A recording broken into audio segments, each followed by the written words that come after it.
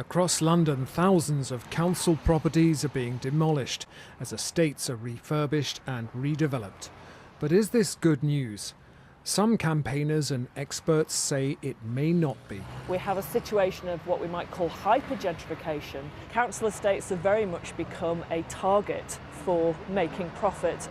The claim is that social housing across London is being lost because when the improved estates are completed, there tend to be fewer homes for council tenants.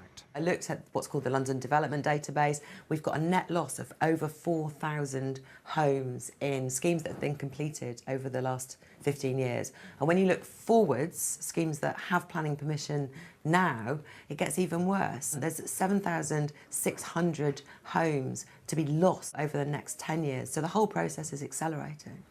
City Hall says council homes lost in estate demolitions have been replaced through other housing schemes, and overall numbers are up.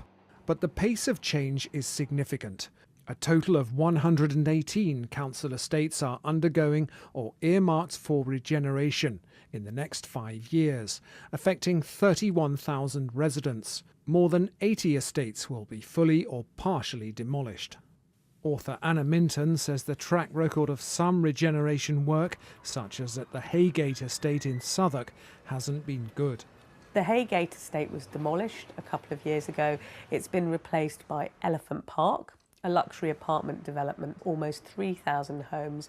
Of those, only 82 are social housing. Campaigner Jerry Flynn, who lived here before redevelopment, says it's all about the money.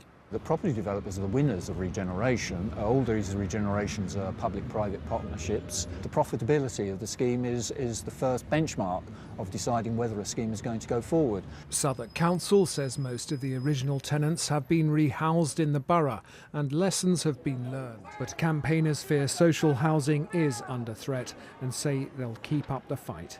Gareth Furby, BBC London News.